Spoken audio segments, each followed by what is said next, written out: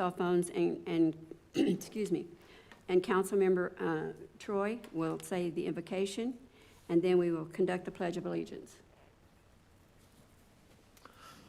All right, if you'd all bow your heads.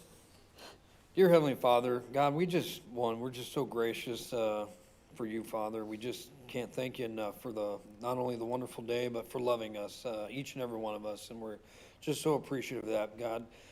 We ask you, God, that you would guide this meeting, that you would allow it to be fruitful and plentiful for our city, for not only improvement's sake, but for health, safety, and awareness, that we might just be able to grow as a community every time we get together, Father.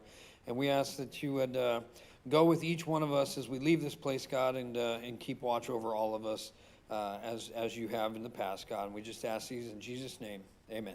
Amen.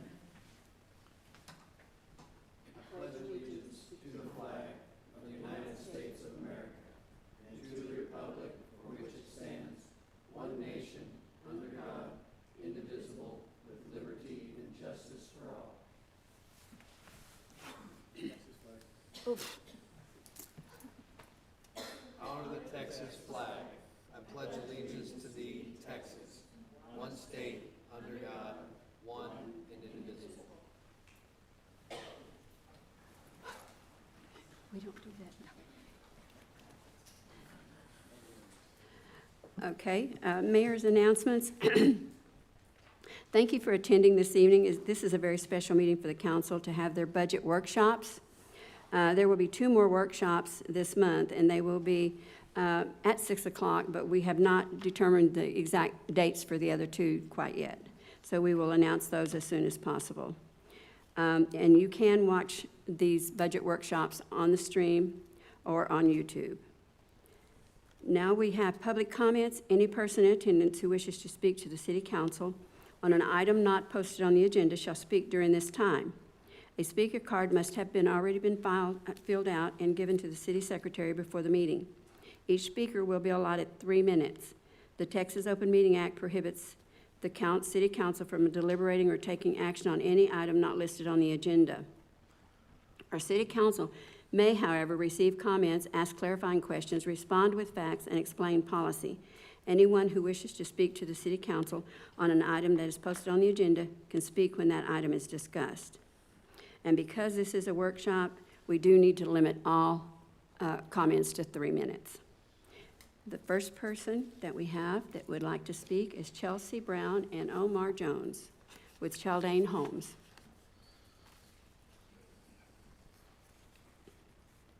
Good afternoon, good evening, everyone. Thank you so much for having us.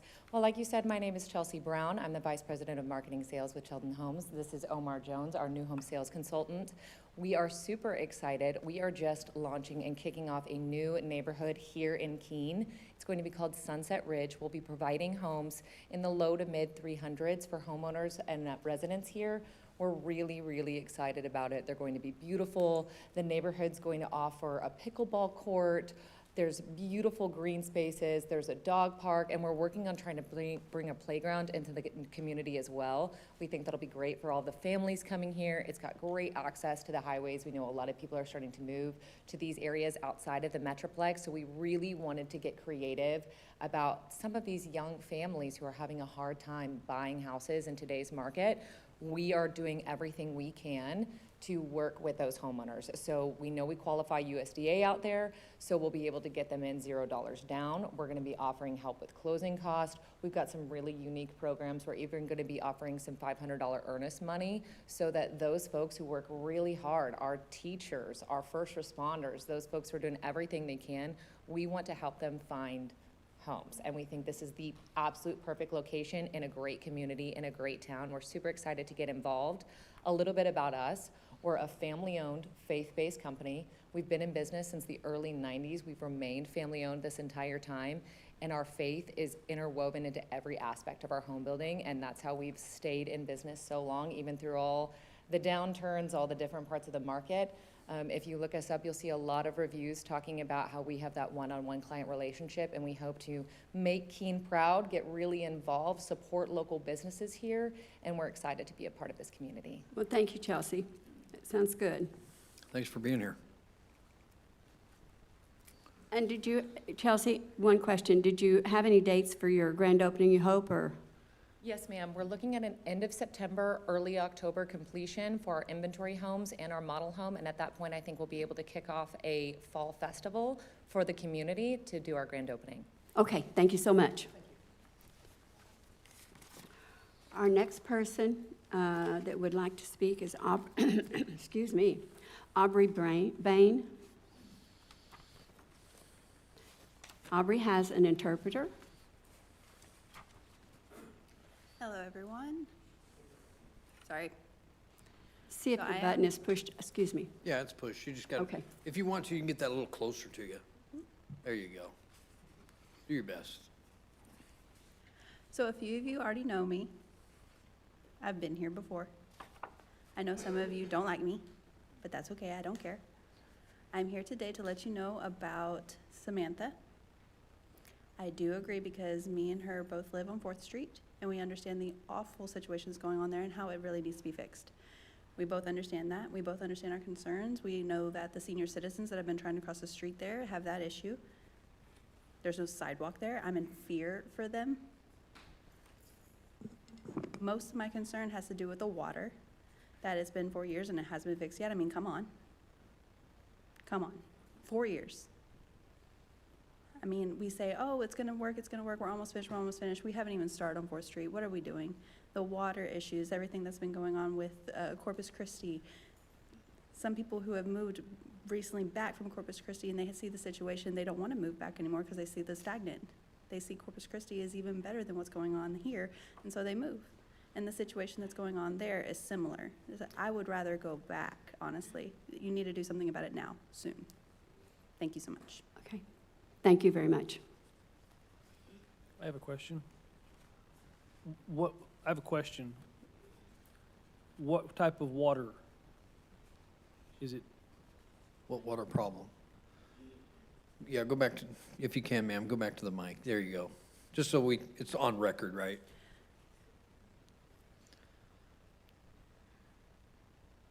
Oh, the water tower.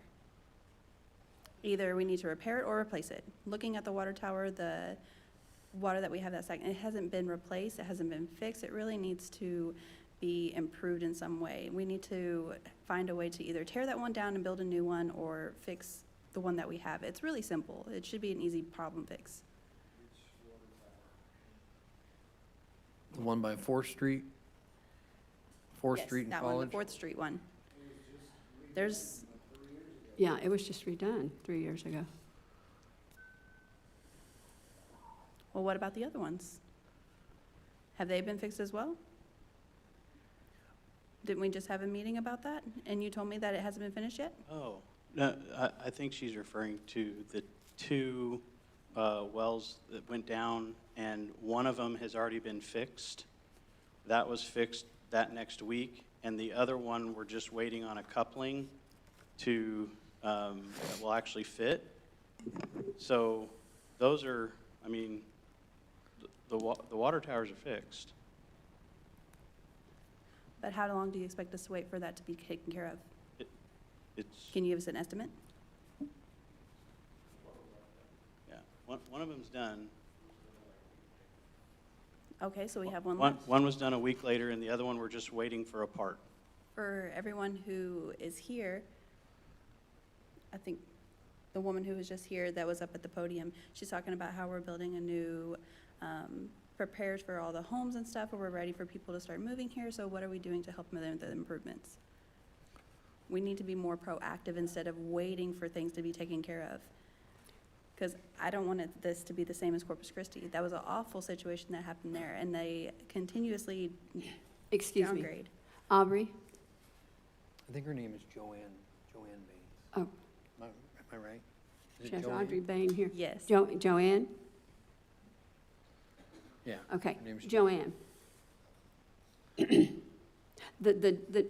Excuse me. Oh, you're fine, take your time. The new homes in different areas have different water companies. But they're not infringing on what's happening over in your area. But if you have any other questions, Our city manager would be more than happy to talk with you about that at another time. Okay? Thank you. And I do want to say one thing real quick, and I know typically we're not supposed to respond, but I don't have any ill will towards you, Joanne. I don't know where you came up with that. I know you mentioned that in the beginning.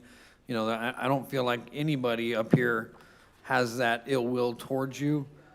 So I just want you to know that I don't feel like this council is that way. And I read your Facebook post, you know, with you and Lisa, and so I understand that you came here kind of with an agenda, but we're happy to listen. So Thank you, Troy. Okay, our next person is Owen Larsons.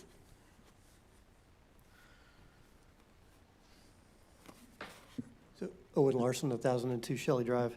Again, this is about the retaining wall between Shelley and Jenny Drive. I provided or requested an open records request. I'm going to read those just so that we can be very specific about what I asked for and what I actually received.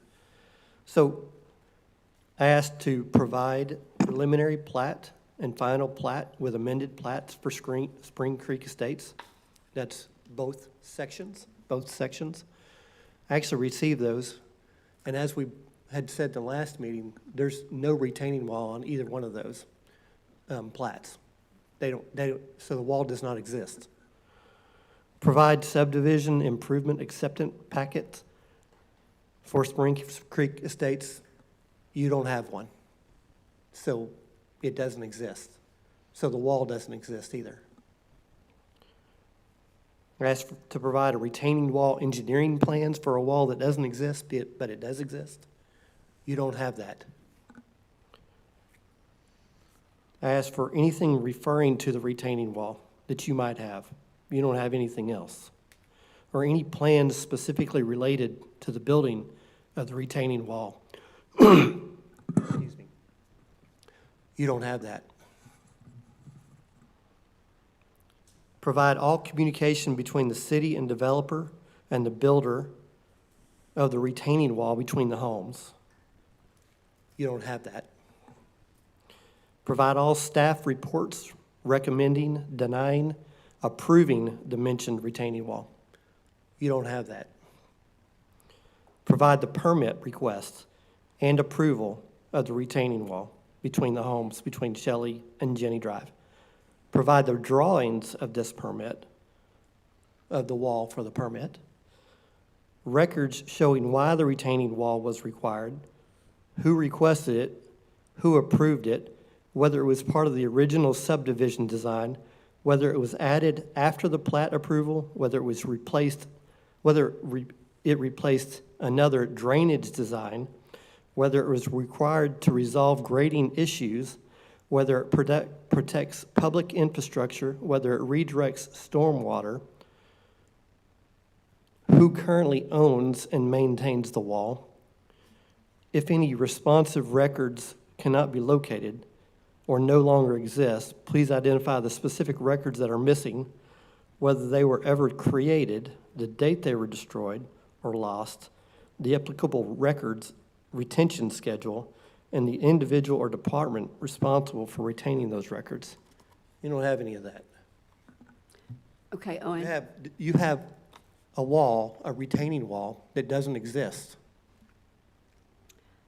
Don, was that before your time? I don't believe it was. I thought you were here.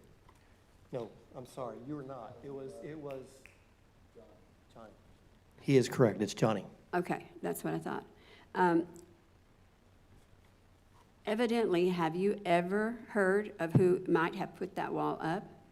The city forced the developer to build it Okay. before homes were built. Okay, well, again, that was before most of our time. I'm not even Here. asking a question. I know the answer. That's a direct answer. Okay, sir.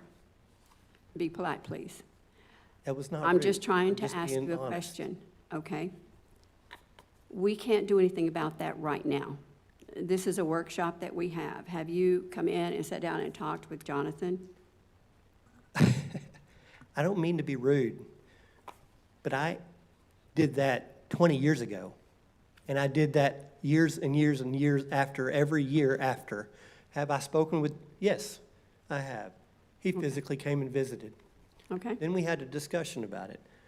You guys didn't do anything. You still haven't done anything. I know none of y'all were Well, part let me of ask you a that. question. What do you want the city to do? I want you to fix it. So you think it's the city's responsibility? Absolutely do. Okay. We will have to have more discussion on this later. This is a workshop, and we've got so much we've got to cover tonight on the understand. workshop. And we've heard you. So let's talk about it later. We can get, Yeah, can we maybe put it on an executive? yeah, put it on, And this time, make sure you're here. You let me know when it is, and I'll be here. we will do that. We will let you know. Thank you. Thank you. Okay, Eddie, I believe you're on the same project, right? Would you mind being in that meeting at another time? This is our workshop, and we really do need to get to some business here. Okay, well, we've got important business too. No, sir, I know that. I'm not I making mean, light this of is it. ruining our homes. It's not just ruining the wall. Because of the wall, our houses are getting ruined. Let me ask you guys a question. Okay, you prayed a while ago, right? Work together? Stick together? What would God do? Would he just, let's just let's just throw this to the side. No. He would do anything to get this done. We're asking for help because our houses are getting ruined. No, don't shake your head. It needs to be done. Well, sir, we're trying No, to you're not talk. trying hard enough. Mayor, he should be allowed his 3 minutes, right? You did say that in the beginning. Oh, yeah. I'm just saying, you said everybody gets 3 minutes. Well, and he does get his 3 minutes. I'm just saying we're trying. We're trying to get Well, another it's not meeting. being done. I don't see anything. Okay, Yeah, sir. we've had a lot of rain here. Okay, And all this rain and mud from our neighbors behind us is coming to our yard. We're not paying for that property over there, but we're getting it. I mean, it's crazy. What would God do? That's all I got to say. thank you, sir.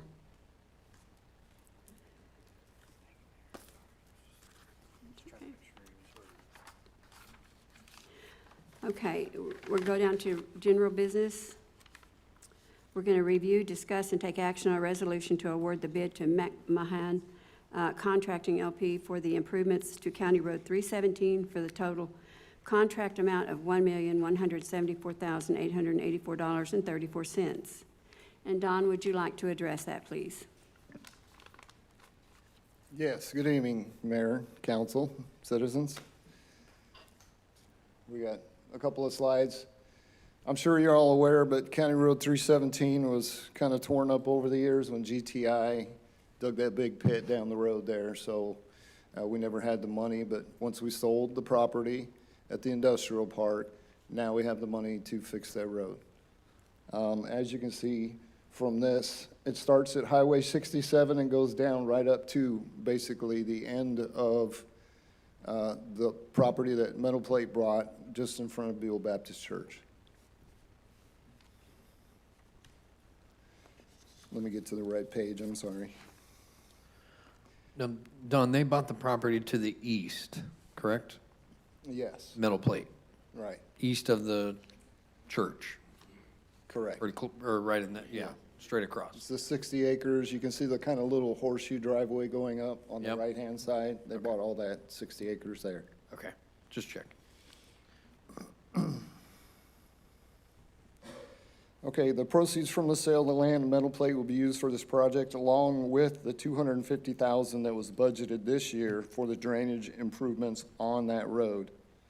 Staff recommended approval of this item, and, you know, in your packet, you should have the draft resolution, a letter of recommendation from Jacob and Martin. The bid tabulation sheet should be in your packet as well, and the exhibit map. Does anybody have any questions on that? But actually, I want to add, because I want to emphasize, there's been some confusion that some of this is being subsidized by taxpayer money and all that. This is all being funded by the A Board, and I think it's very important that our community understands these are, because this is promoting economic development, this road is helping make agreements with these manufacturers that are coming in and providing our people jobs. They are allowed to use that sales tax dollars that goes to the A Board to fund all of this, okay? I don't want the rumors getting out there that, we can't, fix this, but yet we can spend it on this. We're very fortunate and very blessed that the A Board is doing this to bring these jobs, because we have some more exciting news coming down the pipe for the community. So I want to make that abundantly clear that this is not funded by property tax dollars. This is A Board money. They're not allowed to go and take and fix like 4th Street per se, because that's not economic development, and that would be illegal by state law.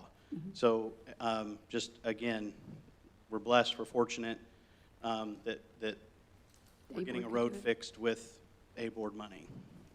Okay, thank you. Council, do you have any other questions? Okay, When will the project commence and how long will it take?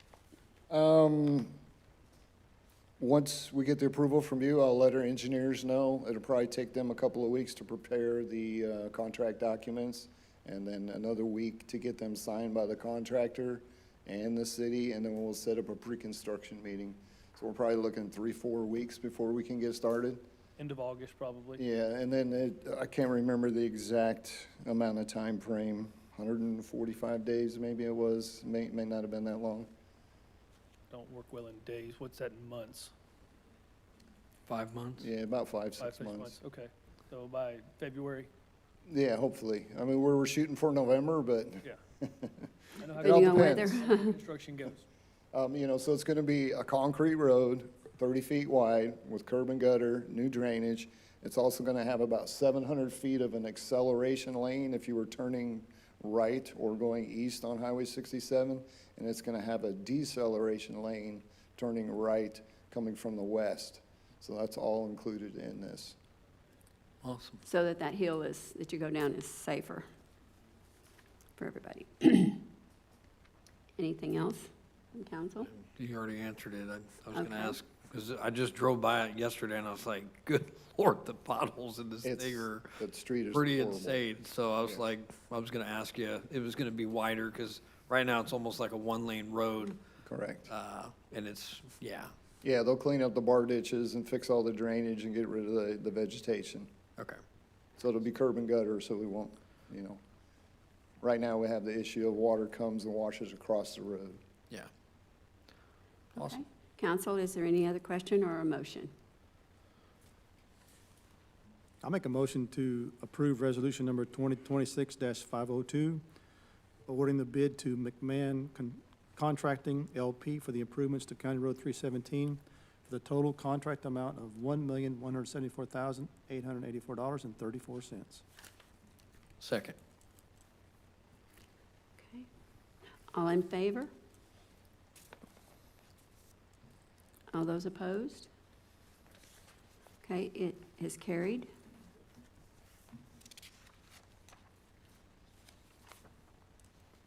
Thank you. I know that's going to make a big difference for us.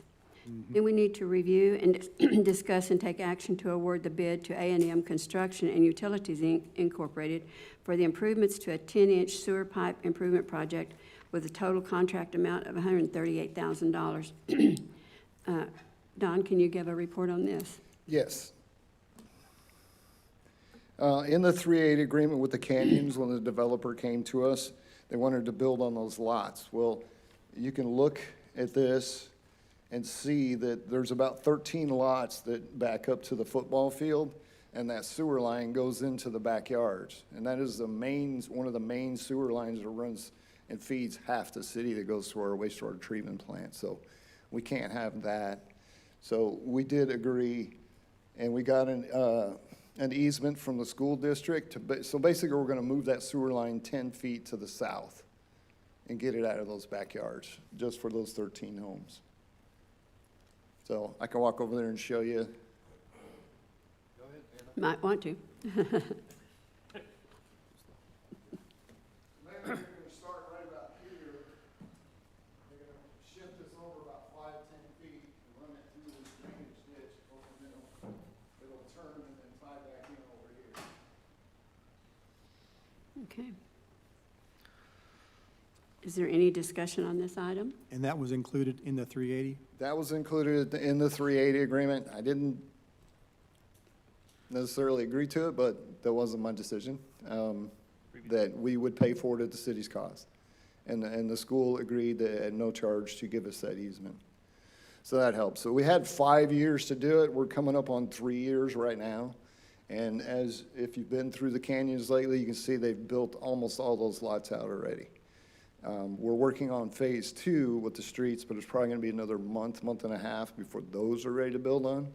So they've been begging me to build on these last 13 lots. So this year, we did put $100,000 in the budget to do it this year. So with the time frame and the cost, which I don't remember the exact cost, $138,000. Well, it's going to carry over to where we'll take the rest of the remaining capital when they finish the project after October 1. Okay. Okay, any other questions or a motion?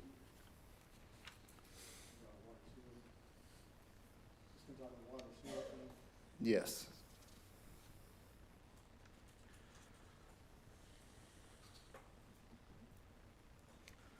Guess you don't have a choice, do we? Due to previous council's decisions, I make a motion that we approve item, all right, I had that part lined up. Help me out with where I'm supposed to start from there. I know, but where do I read let me get the red. Make a council awards the bid to A&M Construction Utilities for improvements on a 10-inch sewer pipe improvement project totaling contract amount of $138,000.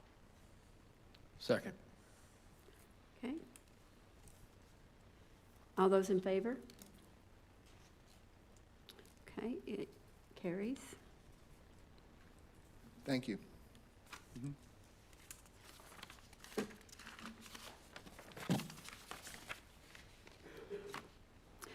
Okay, we will be receiving information and discuss operational expense and capital improvement projects, CIP, regarding the fiscal year 2026 and 2027, FYI 27 proposed budget. Mr. Seitz?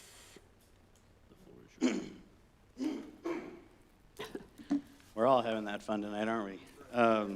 Good evening, council, citizens, those here and those that are watching. Again, as some of you remember from last year, this was something that we started that wasn't done in the past. And this is to help inform you of the needs of the city. And this is kind of the overall list. Last year, we started with revenue. That was actually mostly because Amir and I were very new, and we had accounting that wasn't making sense to us. So Amir, again, I want to compliment her and her team for continuing to just tighten it up and get it to where it's starting to form a picture. So tonight, we want to talk about expenses. Okay, again, these are just items that need to be looked into, and at the end, obviously next month, when we actually do present the workbook and all that stuff, we will kind of tighten it all down to make it work, okay? So, with that being said, I'm gonna, this is kind of a Mira and I thing here, and I'm gonna kick it off. Something else we did last year, oops, wrong way, sorry. We think it's very important to understand the demographics of our city, as you know. And when we focus on the demographics and these key metrics, it kind of helps us figure out whether or not we're heading in the right direction, okay? So this first slide shows that there was 102 homes, 102 homes added year over year.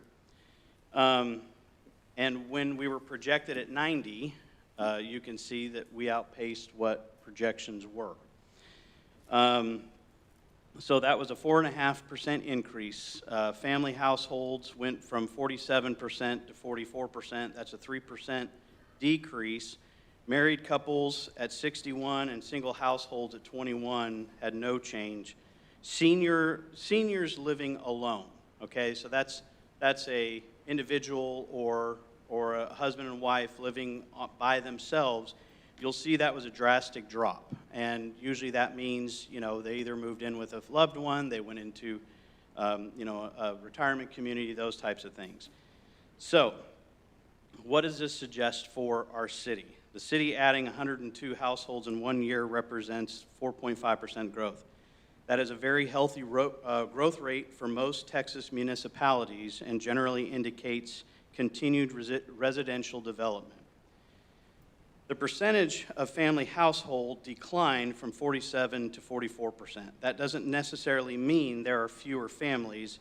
It means other household types grew faster than the family household. Possible explanations for this include, and it's fun because when we put this into the modeling and trying to understand this, especially on the second slide, you will hear things that definitely point to the kind of community that we have, okay? So possible explanations include more young professionals, okay? More renters, because renters don't own that home.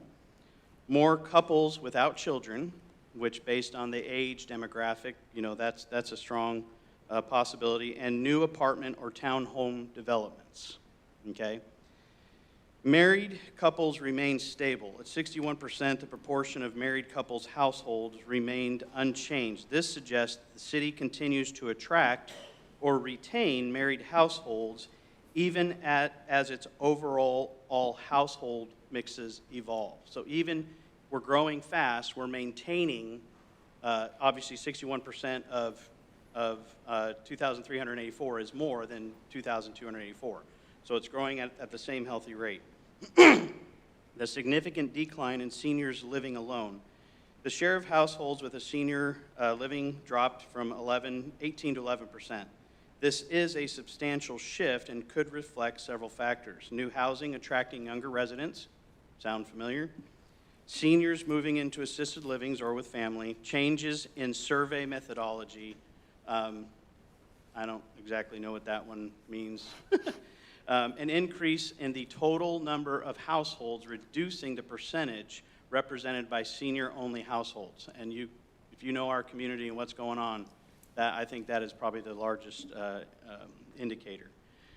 Planning implications. So these are things to think about as we're trying to build the future of Keene.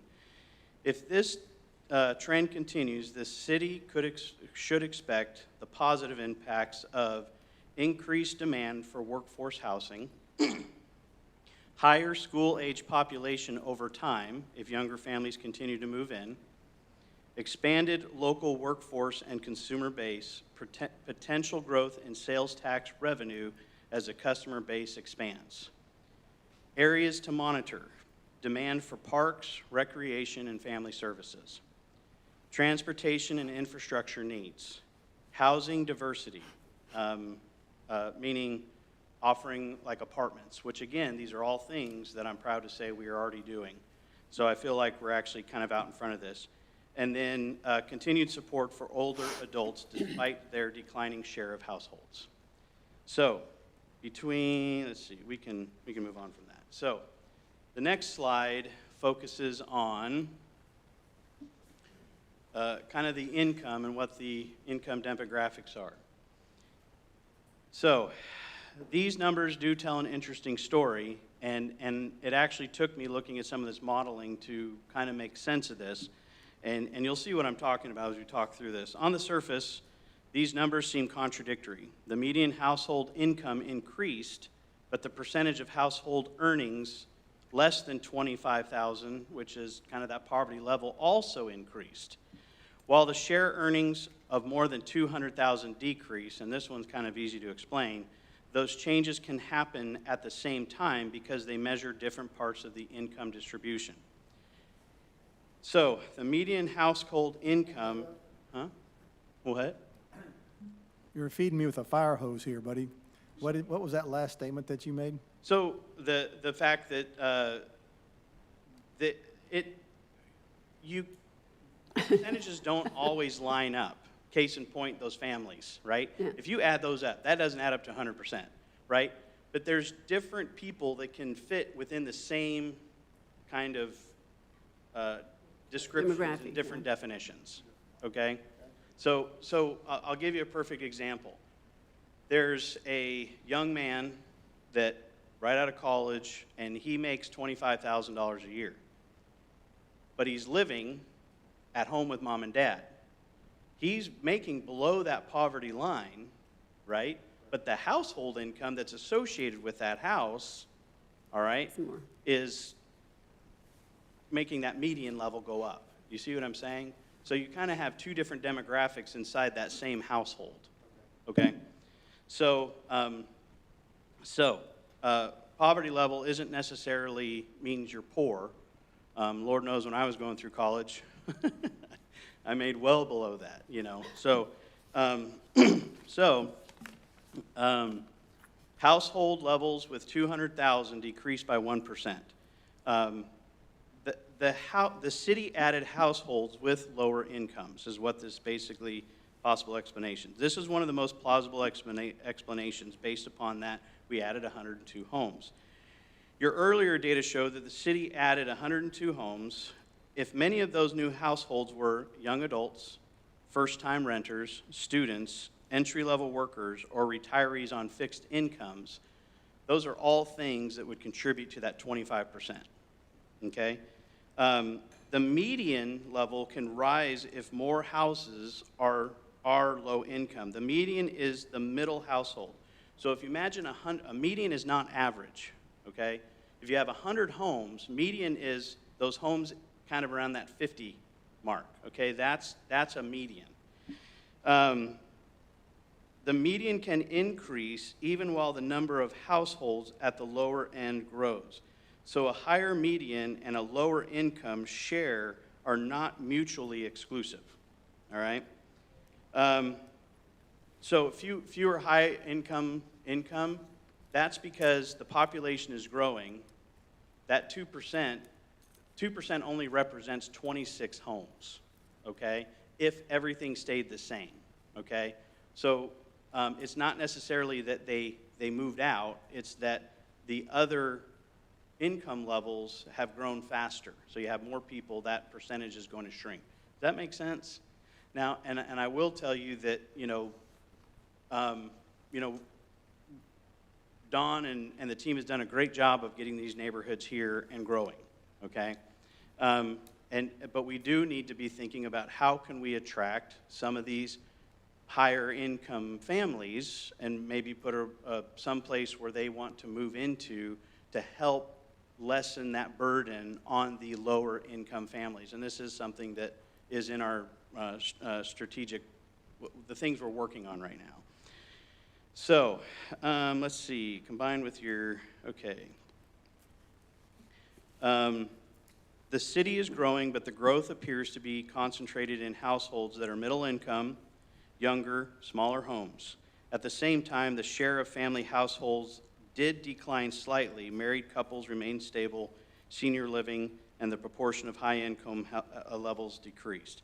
What does this mean for the city? This trend could affect municipal planning in several ways. The strengths of the things that have happened: population growth increases the customer base for utilities and local businesses.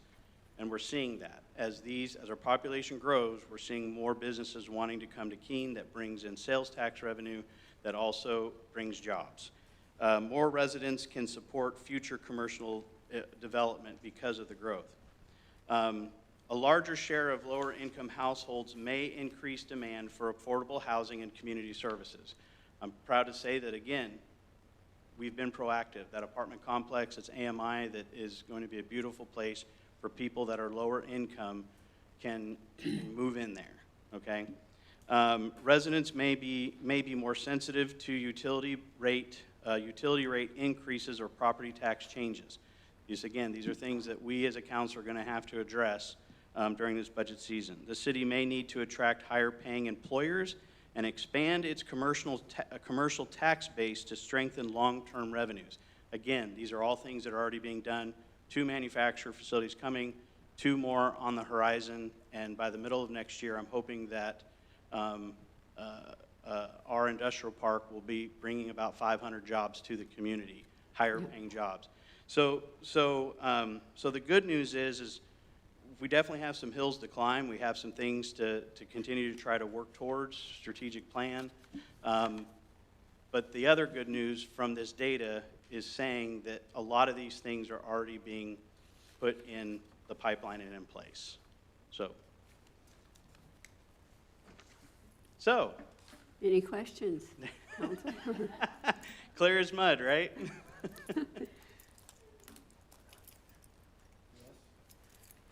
The charts help. Well, and again, these are things that we have to look at every year to make sure that what we're doing is going in the right direction. It's like the CIP, the sewer line. I mean, it takes time to put these things in place, just with all the rules and the processes and the state regulations and all those things is definitely kind of slows things down. So I'm glad to see that CIP project finally going. So. Okay, well, thank you for that report. And now, executive session pursuant to the Texas Open Meetings Act. No. Sorry, this is my portion. Now we get to Okay. talk about the expenses. This is where All right, Mira, our finance director, Mira, gets to come in. good. No. Well, Sorry. you stopped like you were done. I think he was waiting for me. He was waiting for you. Thank you, Mara.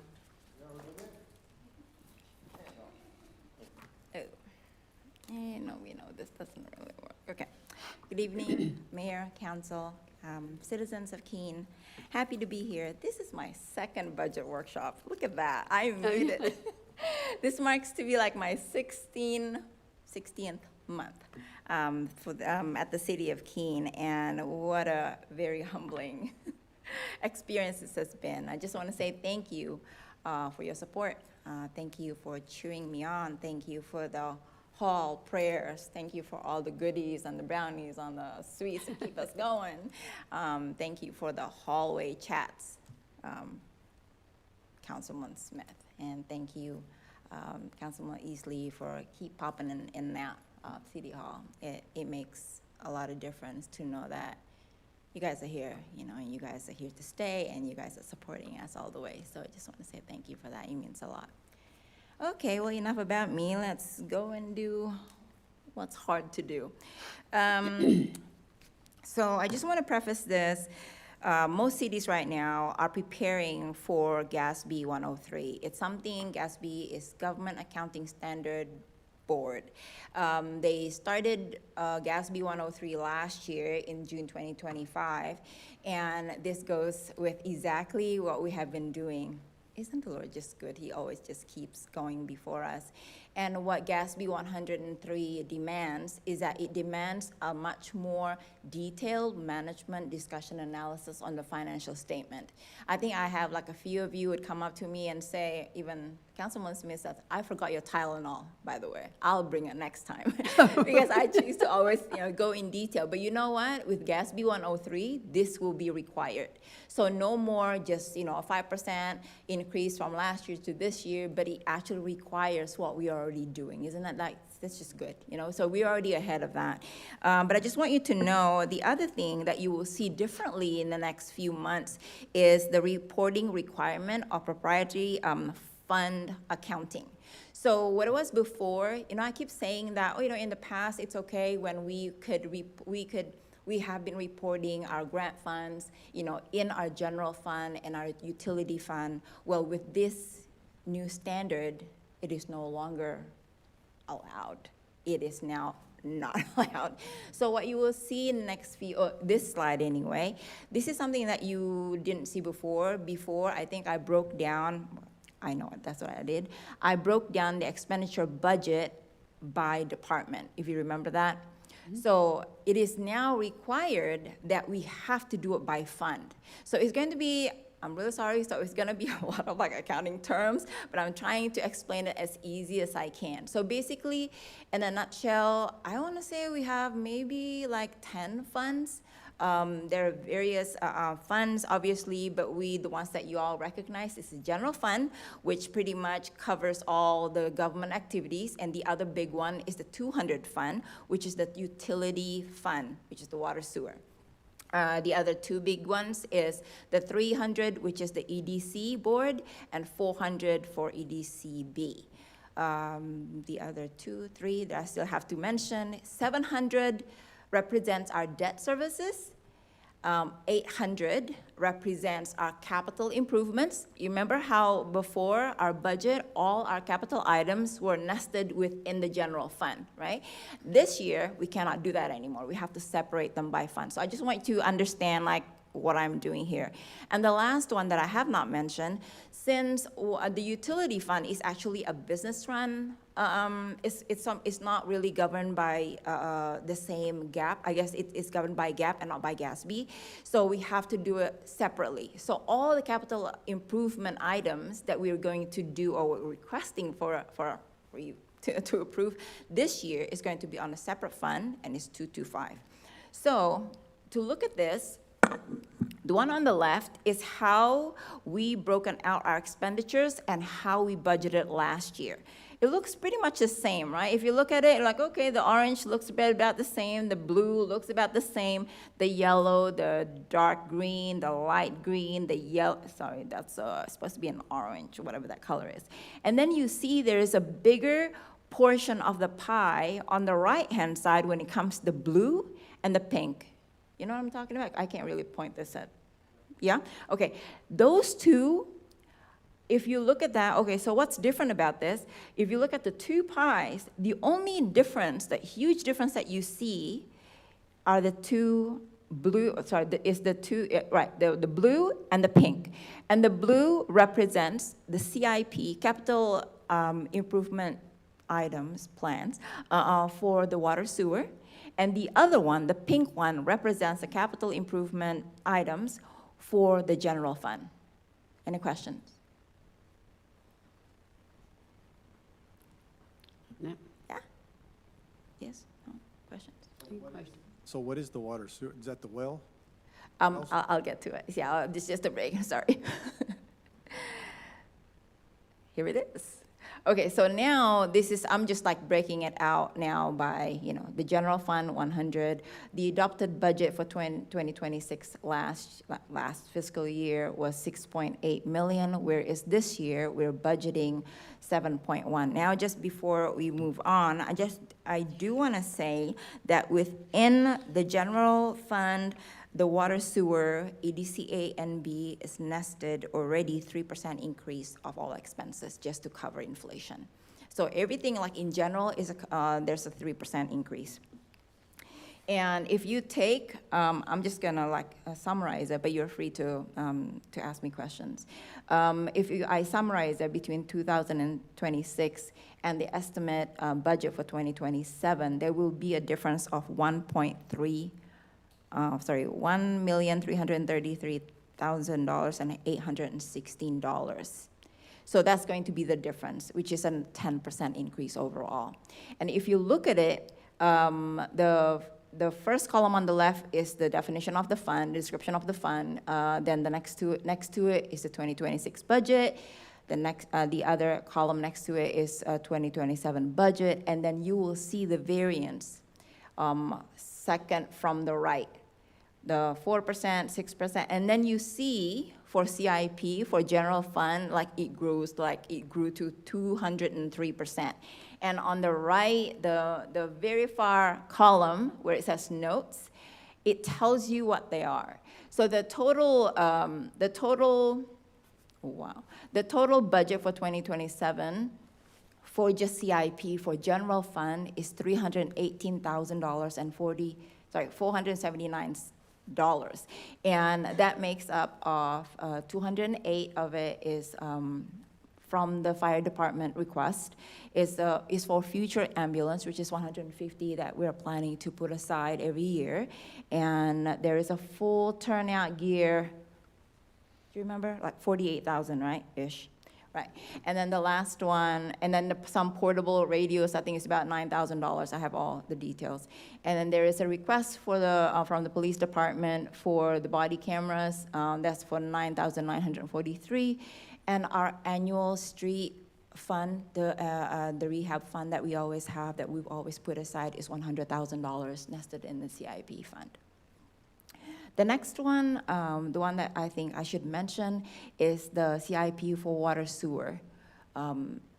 Yes, sir. I thought that the street fund was the leftover funds from the previous budget year, if there's anything left over. Have That's we put- correct, but we still budget it. Oh, okay. Yeah, we still budget for it. Yes, but that is correct. So if there is, if there's money at the end of the year, I think it actually says so in our, where is it? I brought along the Keene financial policy. I wanted to speak to it in a little bit, but it does say so. Any money left over is to be put back into operational and improvements and all that good stuff. You are correct, sir. Yeah, okay. And the next one, I was on water sewer CIP, and you see we are asking for 354% more. The total of the amount is $607,980, and we will be working on 4 different things. One is a sewer extension on Old Betsy. This covers where the Old Betsy Dental, It's an old clay system that is, our team has gotten really good at declogging it, and I'm really glad they know what they're doing, because to do it the normal way, there would be toilets exploding. So it's a line that we have put off and put off and put off. And again, please understand, this is just expenses. We've got really exciting news to help fund some of this stuff with but we're not talking about revenue tonight. I gotta make sure I abide by our rules and stuff. So this is just outlining the needs that really need to be addressed in the city right now, urgently. So is this says sewer extension, though, is it adding on or is it replacement? what's that? Oh, okay, I will change it. It's a sewer replacement, okay. It's replacement. It's been a lot of long days, especially for this young lady, and Oh, I imagine. It's okay, it's okay. We have to do things We do right. mess up words here and there. Hey, no worries, Sorry. no worries. Mistakes, not malice, I promise. No worries. So what is the approximate location of this replacement area? You know where Old Betsy Dental is, and Chamber Office and the pharmacy? It's along that, between the fences and those buildings. So The backside? backside. Okay, gotcha. So And it's, we'll it's also in the be alleyway. addressing a water line that needs to be updated as well, since we're already there. The next one is a sewer extension. I don't know if this is extension or replacement, Derek. Relocation, my bad. This is what happens when you copy and paste me around. Okay, like real. and if I'm not mistaken, I'm looking at that while you're trying to correct your own mistake there, Mira. I'm just kidding. I see that it says the canyon's 100,000, but that was budgeted for this year, so it should be 38,000, right? Because that will be the carryover for next year, based on what we just agreed to. Did we already spend that money? I feel like, did we?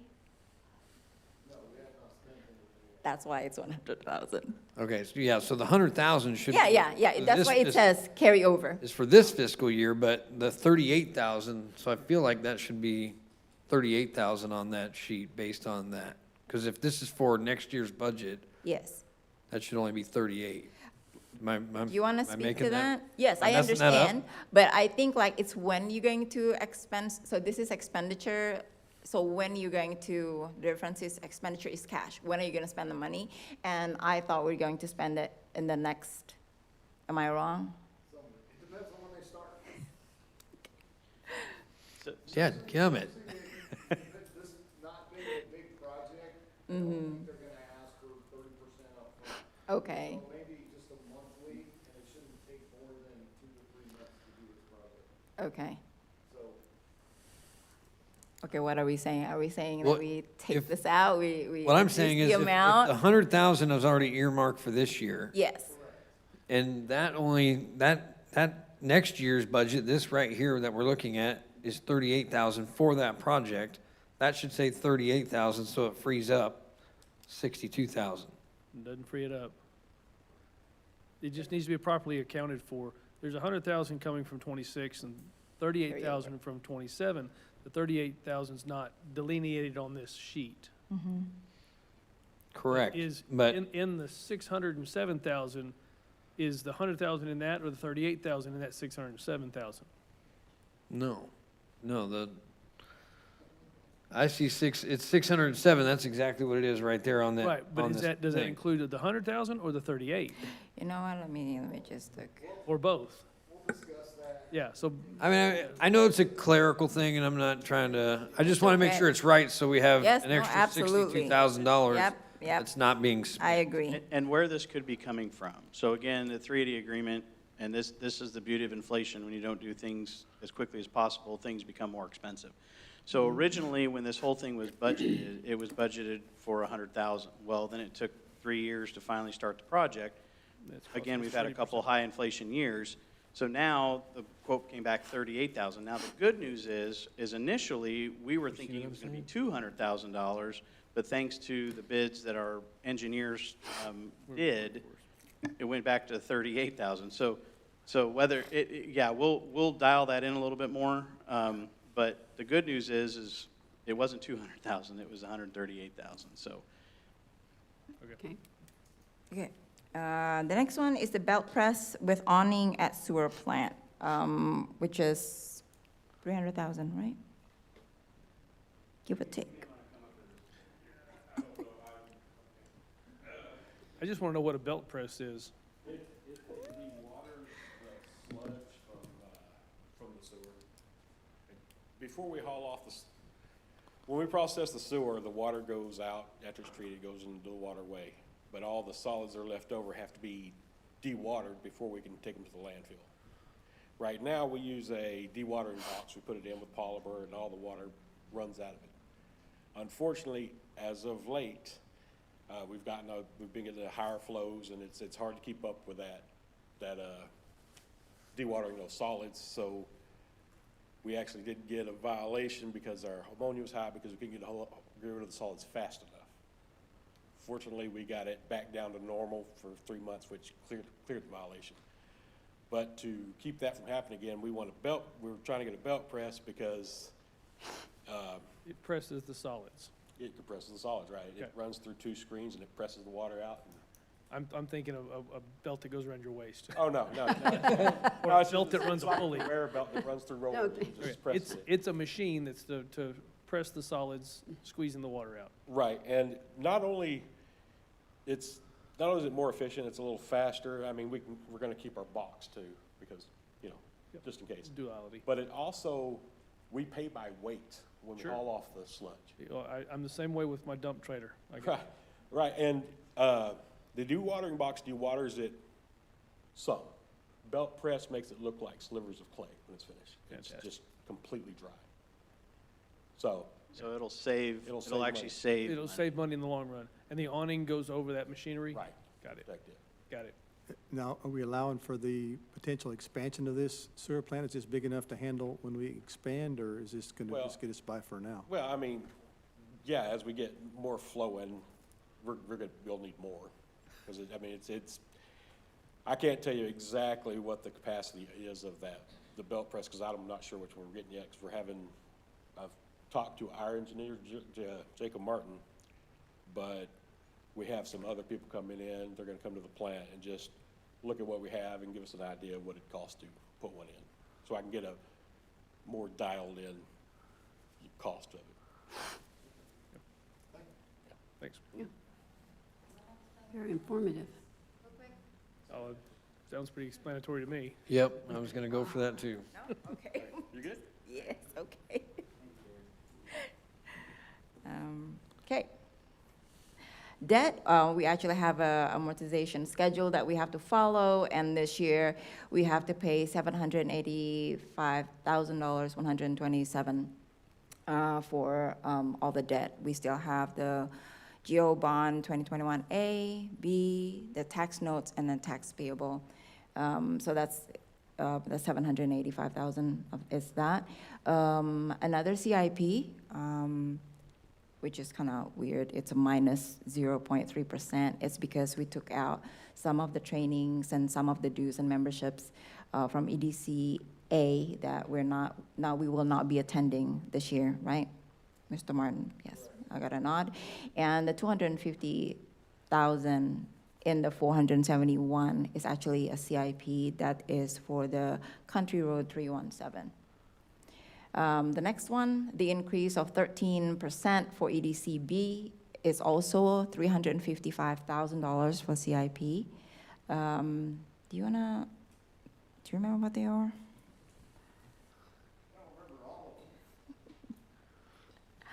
I'll pull it up. You talk. I know they budgeted a couple $100,000 for sidewalks. They budgeted $100,000+ for skate park, another $160,000 for lighting at Eliza Carver Park, and we budgeted $50,000 for, I got them, right? Am I right? Yes, you do. $50,000 at Los Arousal Park. Did I miss anything? The additional 2 outdoor warnings Oh, sirens. yes, correct. The 2 outdoor warning signs, which are already in progress, and I believe they've been paid, or a down payment has been put on those 2 outdoor warning signs, and the stuff has been ordered. Fantastic. So some of that will carry over depending on when it gets done or not. And again, this is money that they've had in the bank in reserves, sales tax revenue. For 2026, we had 200,000 earmarked for sidewalks for type B. Did they put any sidewalks in this year? They're doing one right now. They started over on 4th Street where they left off last year, kind of like halfway between Gale Lane Gale and Fairview. and Fairview, and they're working, going all the way to Fairview right now. They got about 30, 40 feet poured already. They got another 50, 60 feet to go. They're waiting on, there's a sewer line, I think, that comes out of the house, and a gas line they just put in to get marked. So yes, we started on some of those sidewalks already. Okay. It looks like they're ready to pour that. It was formed up and stealing it today. Yeah, there was just one little spot about as wide as this podium that they had a question mark and waiting on locates. Fair enough. So I No. haven't, that was this morning. Don, Bristol Oaks put in sidewalks in front of their homes down there on 4th Street Yes, to a certain point, and then it just stopped. right. Is that the sidewalks on from 4th Street on down to Old Betsy? I'd have to go back and look. I presented several ideas to the B board, and I can't remember which ones they said to do and not to do Yeah. with that 200,000. But that was one of the ones that, I presented to them, was Yeah. going all the way down to CTA. I believe that's one of the concerns of one of our citizens, so Right. if we can get information on that. All of our streets need sidewalks. Oh, I know, all of them need it. So. The new home on 4th, will it have sidewalks in front of it? Yes, Fantastic. yes. Any new home is required. Required, yeah. That's why you drive down Pioneer, there's one house with sidewalk. Yes. And this year, did we spend any of the money that we earmarked for skate park? Not yet. I know they had like Other 300, than, well, I don't know, we haven't done any engineering. no yet. engineering or We've anything, done some so, engineering at Los Arousal Park and, so essentially we're just carrying that money over and into the next year kind of thing, okay. right. Yeah, and I actually want to address something because words matter, and we're in this habit of calling it reserves. They're not reserves, and again, this is just, it's called fund balance. Reserves makes it sound like we're dipping into our safety money, and we're not. We're using, so, we have this emergency fund that has $2.1 million in it. That's the emergency fund. That is what we call reserves. The money that's in the pooled is taxpayer money that needs to be going back into the community. So again, I'm not getting after you, Don. I'm just saying we need to start using proper terminology okay. so that we're taking money from our fund balance that was allocated for this project and using it so that it doesn't have this kind of scary negative connotation. 4B carryover funds. In government accounting, it's called fund balance, so, Yeah. yeah. Okay. Thank you, Don. Thank you. You got a good memory.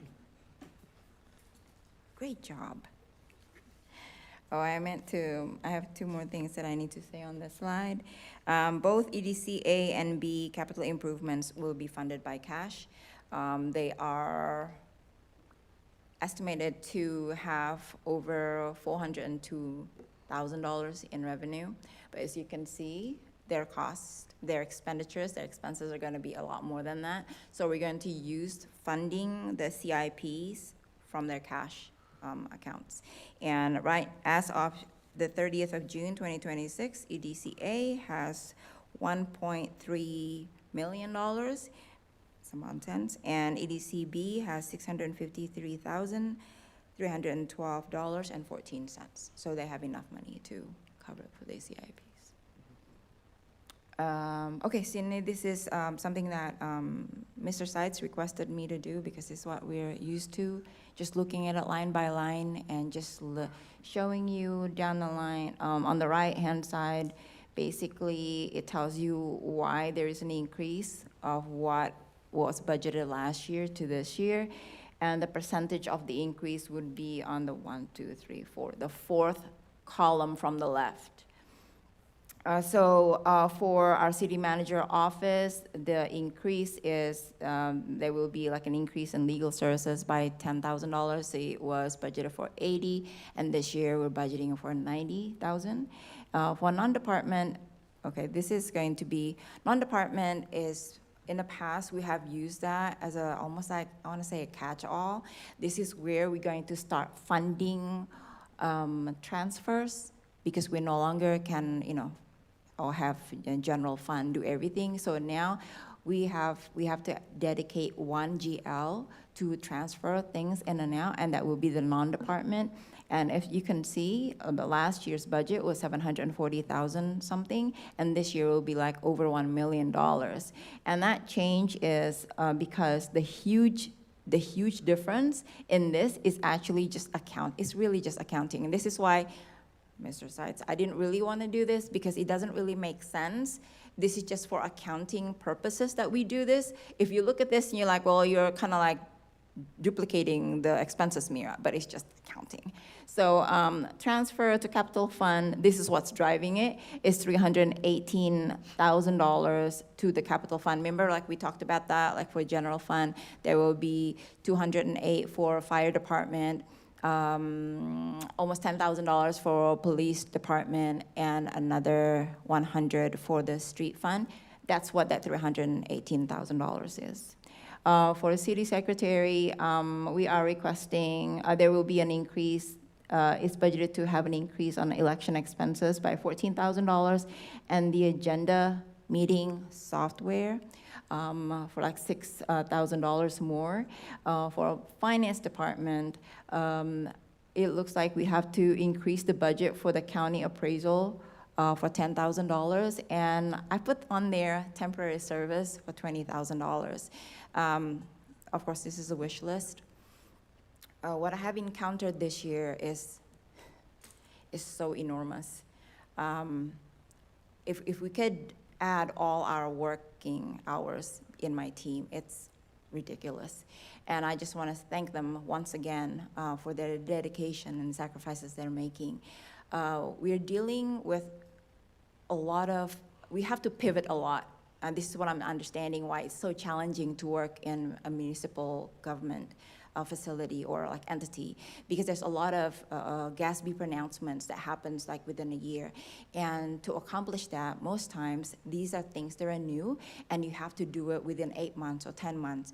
And in our case, this past year, in this past 16 months, I had to deal with, I'm still dealing with, I had to deal with 3 audits, 3 IRS, and 2 annual audits.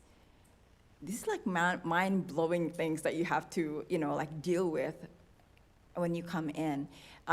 There's a broken system. There are standards that are not been met. There are not, I don't want to say compliance, but there are things that are being done because of all the challenges that the team before me or team before my team have faced, right?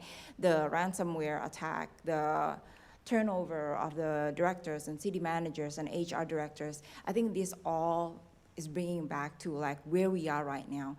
So the temporary service that I'm requesting, $20,000 is at its peak. Spoken to Sandra Overstreet, HR director, and even Ms. Russell.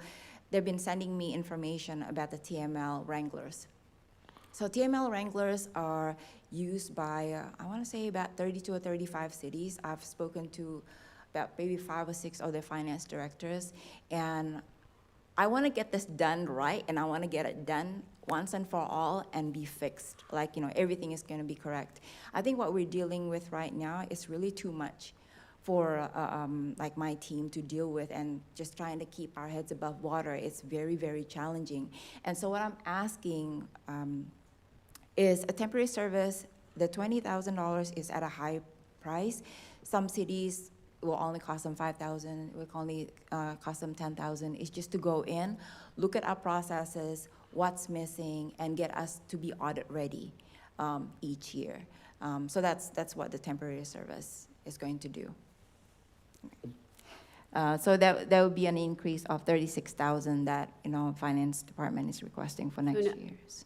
Mira, this is situations that are having to be cleared up from years past, correct? I am still hopeful that we can have everything done like by next year, by 2027, March 31st, 2027. However, Including this year's audit. yeah, including this okay. year's Talking audit. about having all this behind us. Right. Our audits are going to be completed on time. Yes. However, I think I need another set of eyes who are used to this, because this is not just Keene, by the way. There's a lot of other cities that are going through it. And, as I'm networking and I'm talking, they're saying, this is the way, Mira. Like, you got to get a professional, come in, look at it, what skills are needed, what software needs to be, how to fix the software, all these great things that I cannot do with the resources that I have Do you now. think that these other cities that you're talking about, there were some of the 13 that were all hacked at the same time we were? I don't know, but I can find out. Yeah, I would be interested to know if they're all having some of the Yeah. same issues, because that created a real problem for us. Yeah, it still is. Yeah. It still is. Like, even like where I am now, I think some of the challenges that I'm having is that I don't have the data that they need, and this is not. It's not there. But anyway, Well, and real quick, I kind of want to speak a little bit more on this too. So when I first got here, if you remember, I was criticized for saying I want to run this, like the business world where I come from, the accounting was so convoluted, it just did not make sense at all. And so, and again, the world Mira came from was the same way. And so the thing I'm very thankful for, and again, the Lord is continuing to lead and go before us, is we were already making these changes before the requirements came in. And so right now, we're actually ahead of the game versus, trying to play catch up right now with a lot of these cities. So again, we're very fortunate that, Mira understands, because now in the corporate world, if you don't have good accounting, you don't know what's going on. You go out of business. Yeah, exactly. And so now the government is starting to adopt a lot of this stuff. And so thankfully, we're actually, like I said, ahead of the game right now. Yeah, that's good. So, real quick, I'm sorry, I just want to make sure, Okay. I just want to clarify what yes, I'm reading. absolutely. So, the temporary service is a one-time thing that we're going to pay in the next fiscal year, and then we won't need that anymore because That's we'll be back on track. Yes, sir. Okay, just check. Because if you remember, I think for 2 years in a row, the auditor's report actually included an extra person. to be added to our team, to the finance team. Correct. And what we have done this year, and I'm telling you, it's just the Lord, but I really feel like we are doing everything we can right now. We are being very mindful. We are good stewards of the taxpayers' money, right? We're not gonna add another person because that would be fringe benefit, this and that. So what we're doing right now is looking at the processes, what's right, what's wrong, take out what's wrong, make it more efficient, fix the system with 3 people. So we're gonna have Team Trinity and then one man in the fire, right? That's right, that's what we said last time. Always, 4th man in the fire, yes. Okay, so, is that it? That's all I got, thank you. Okay. Okay, so next one is human resources. The human resource department is increasing, is asking for an increase of other professional services, 8.5, and then the small computer and a little bit more training and a little bit more budget on the employee relations. Right, Sandra? Yes. And the police department, the only increase is the increase on annual software license, $12,000, and there's a training and travel for $2,000. And I'm just explaining where there's the CIP, that's the body cam that I've already put in the previous slide. Fire department, the only thing that I mentioned there are all the things that I've already said before. The CIP for the future ambulance, and the portable radios, and the full set turnout gear. I have a question. Yes, So I thought I heard you say this already, in the non-department. I Yes. thought I heard you say that the transfer to capital fund was 318,000, which included yes, the fire truck, that's correct. or the ambulance. That's correct. So how do we have both, and this is just me being stupid, how do we have both of these line items? You have it listed in the fire department and non-department, so That's correct. how does that work? And I'm just, It's not, okay, so if you see the increase from fire department from 26 to 27 is actually only $11,000. And I'm highlighting the big increase for the fire department is only like the CIP. Yeah, it's not, I'm not asking for 300 and whatever, what is it? Sorry, 208,000. It within what is increased and decreased. So only increased by 11,000. I see what you, Yeah. So again, we have been used to looking at by department. This is why she said, again, the way we're required to report is by fund. But we've never done that before here. So I asked her, so until we kind of get used to it, so like next year, we're just going to talk about fund, because that's what every other city does for budget workshops. But this year I asked her to put it by department so you could see how it's associated to each department, just because that's what we're used to seeing. okay. That was just I didn't Oh, know yeah. which bucket it was in, so that's Oh, what I yeah, was asking. absolutely. So. Yes, sir. And then I haven't seen a line item for the police building. Is it coming? Mr. Salas, you want to speak on Yes. I mean, like I've said before, again, we own the building, we can move on it whenever we want, but to bring that building to code, that is gonna have to be kind of either a loan or a bond or something, right? Because we don't have 102 million. Now, you can pull it out of reserves, I guess, if we wanted to, but those are all discussions that we need to have when we can actually move forward. So I am still hopeful that we can move forward with it this next year, but right now, it's still in that limbo right now, so. I think the ones here that are worth mentioning is the code enforcement. There'll be an increase of 15%, and that is the increase of annual software license for iWork. The other one will be a minus 18 development services, and minus 18%. What happened there? So I found, just going through line by line, there was a duplicate of other professional services that had already been, I guess, budgeted on a different line from last year. So we budgeted twice last year, so we're correcting it this year. The other one I think that's worth mentioning is streets department. It's a reduction of 32%, and we spoke about that. That's the street It's reclassing the CIP street rehab fund to the CIP fund. And the last one is community center. There'll be an increase of $6,000, just like variety of purchases of transmitters and microphones and all that good stuff. So the total, like I said, this is kind of like, it's very difficult for me to explain because it's not reporting the way that we're supposed to. I'm hoping this kind of makes sense. Of course, I'm open for questions. Anything that you want to ask me? Mira, Yes, ma'am.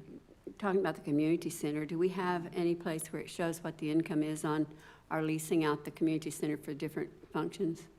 If I may. Different Mayor, meeting. Yeah, we got to stick to expenses. Okay. That's revenue, we'll have that I'll be, conversation. yes, Oh, I'll okay. be Later. Okay. doing that on the 30th. All right, thank you. Okay, so now this one. I have here a copy of page 12 of our Keene financial policy.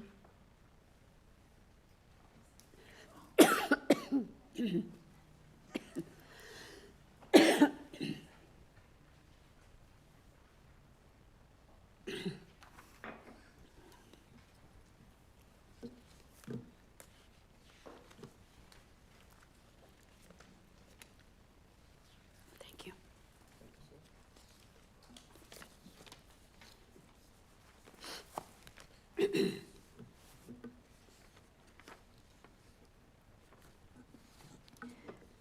So before we start, I just want to make sure that we understand one thing. I think it's very important that we understand this. Though our utility fund is part of our business as a city, it is illegal for the water sewer utility fund to be used to subsidize government activities. I just want you to know that very clearly. However, having said that, there are structured legal ways for the water sewer utility fund to be able to support the government fund, and that is mainly to reimburse the expenses that incurred, like through people like me, Sandra, city manager, Last year. the administration. Okay, so I want you to see this in this page 12 from the Keene policy. I didn't want to, do the whole packet. But so if you see G, this is where we govern. This is where the council agrees on how water sewer utility fund is to support general fund. So out in the world, they do it by 3 ways. And that's pilot here. A pilot is payment in lieu of taxes. So basically, any buildings, any vehicles, any equipments that sit where Pioneer is, right? The Public Works building is. Here in our policy, it says that we can actually tax them with property tax. We can do that, and right now we're not. And the other thing is that we do is the administrative cost allocation, which you all know that we did that last year. And the third one that we introduced was franchise fees. Remember that, right? Okay, so the administrative cost allocation, if you read this, it tells you, and I'm quoting this, the transfer of utility funds to the general fund for the reimbursement of administrative expenses shall be up to 10%. So if we look back, well, I know it. If we look back, our total, what is this thing? Oh, man. Oh, this one. Oh, no, not this one. Okay, so you see a general fund, the estimated budget for 2027, we're budgeted at 7.1 million. According to our policy, we can charge the utility fund up to 10%. That's $710,000, $710,000. And right now, in 2026, we budgeted for $360,000. Do you want to speak about that? Roughly half. Yeah, so, um,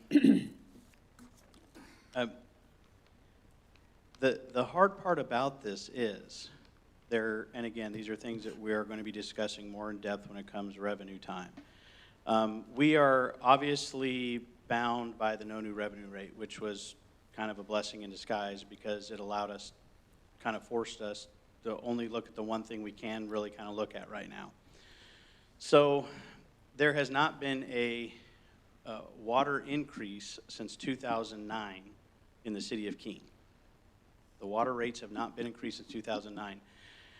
Based on consumer price index, okay, and I've also gone back and I've had our partners give us, like electricity rates, I've had them give us the Republic trash rate increases and all those things.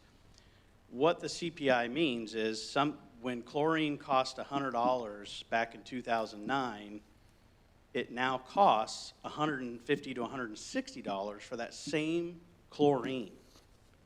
We have not been good stewards of managing the enterprise of the city to keep up with inflation and consumer price index. And so what can't happen or shouldn't happen is all of a sudden people's property taxes are supplementing and funding our water.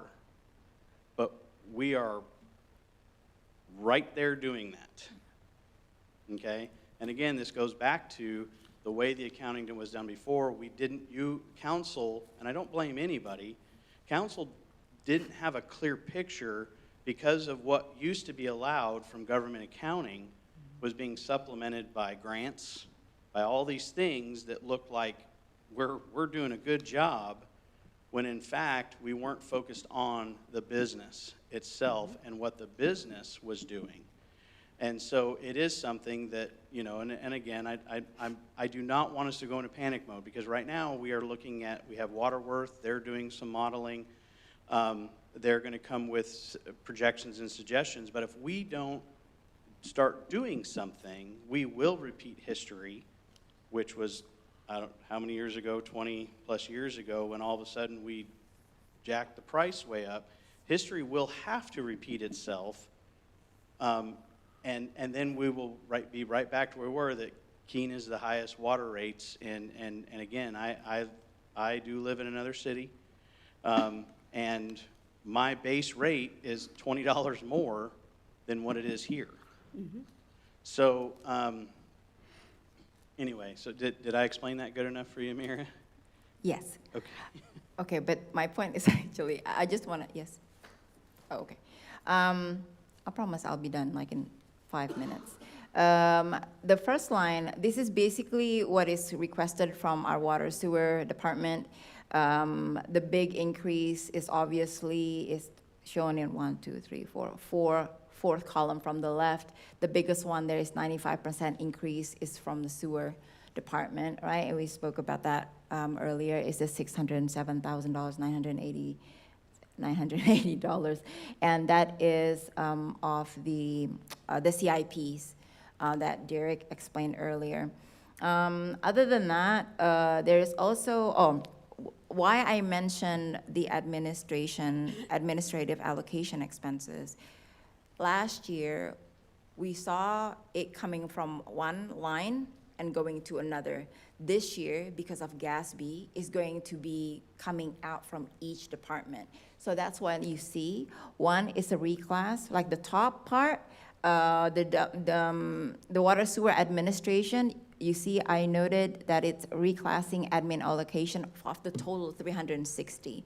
So what I'm doing then, I'm taking them out per department. So you see $216,000 from water distribution, which represents 60%.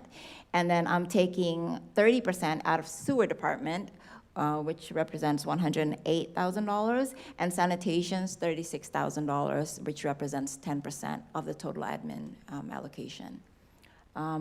But that's pretty much it. Their increase, other than, and there's also sanitation. Sanitation increase 35% is to reflect where are the people? Republic, rate increase and to budget for the additional 90 homes for sanitation. We are budgeting for 171, okay, I'm not supposed to talk about that, but it's 171 new homes for this year. Any questions? This is my last slide. Some expense increases represent good things.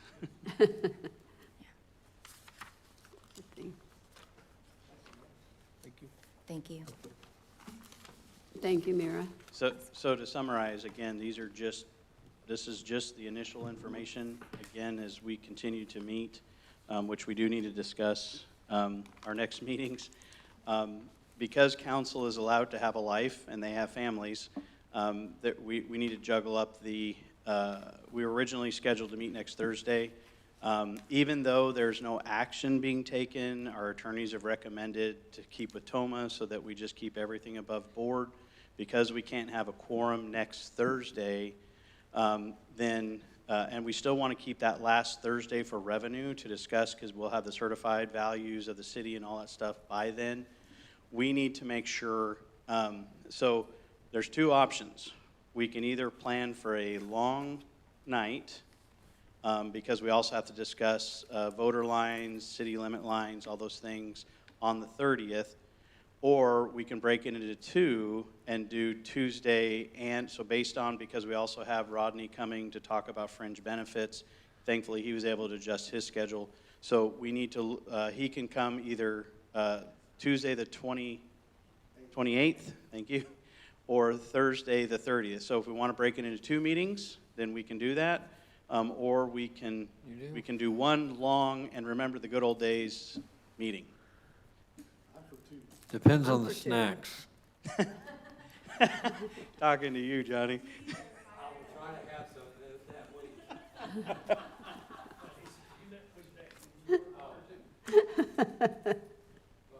I don't really care. Honestly, if it's gonna be impeding anybody else, I'd rather just do one, so that way we don't have to be impacted twice in 1 week, but I don't care. Mira, what was your preference for you, because you've got to kind of compile all this? Okay, all right. We were kind of trying to figure it out from our end, but, so really, it's just a matter of whatever council, I did talk to Bob, he's flexible that week, so whatever y'all decide tonight, we just have to make sure that the 30th, we have to have a quorum, because this is very important with elections coming up. We need to make sure our new communities have the ability to go vote. So two it is? Okay. Based on Chuck, you want to? consensus? Mr. Shaw, I would say two, because it'd be easier for me Ron? to schedule. two, and I would like to. That's fine. Let's do it. Yeah. all right, so then we will plan for employee costs and fringe benefit costs on the 28th, Tuesday 28th, and then we will discuss revenue and how we're going to apply that revenue to this wish list and the expenses of the city and on the 30th. Sound good? Okay. Good stuff. It's Very still at good. 6 o'clock on Tuesday. Yes, ma'am. Okay. Yes, ma'am. Thank you so much, council. Okay.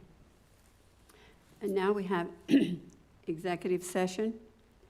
Pursuant to the Texas Open Meeting Act, Chapter, 551, Texas Government Code, the City Council may recess to executive session at any time during the meeting that a need arises for the City Council to seek advice from the city attorney as to any posted item and by following authority. Will be delivered 551.072, deliberation regarding real property, to deliberate the purchase, exchange, lease, or value of real property in the Keene Industrial Park. The meeting is now recessed for executive session, and the time is 7:34.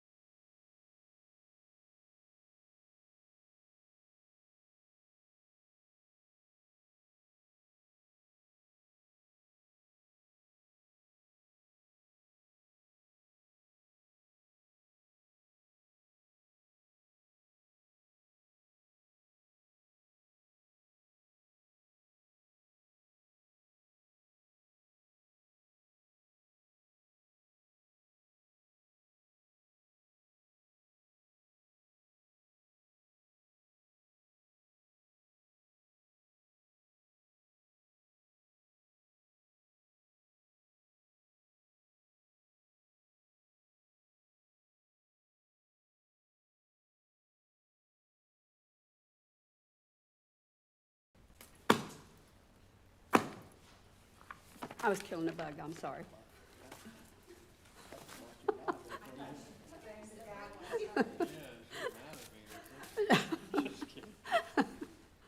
I don't like bugs. Okay, we'll reconvene. I'm calling the meeting back to order. The time is now 7:59. The council would like to, I'd like to make a motion to allow the city manager to move forward with the sale of real property of the remaining acreage in the Keene Industrial Park. Second. Okay. Well, a motion and a second. All those approve? Okay, it's.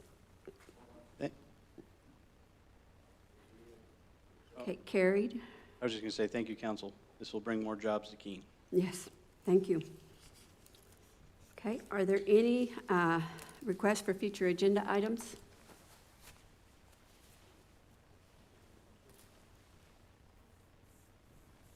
Oh, come on. Mr. Owen. You wanted to put the Shelley Drive issue? Oh, okay. Is that something we just put on the first of the month, correct? Because we're still in budget stuff, right? So it'd be, An actual council Yeah. meeting An actual would council be the meeting. ideal because, yeah, And so that would be August, the first one in August? yeah, it's August 6th. and do we plan to have one for that meeting? Just, I would say so. okay, just making sure we're, Because right now, the primary focus is just making sure The we budget. vote on things that we need to so that the upcoming election can take place, and then also budget items. So Okay. actual, we'll shift and focus on other items like, yeah. Okay, thank you, Mr. Owen. Okay, any other agenda items that anyone would like to have on there? Okay. Meeting is adjourned at 8:01.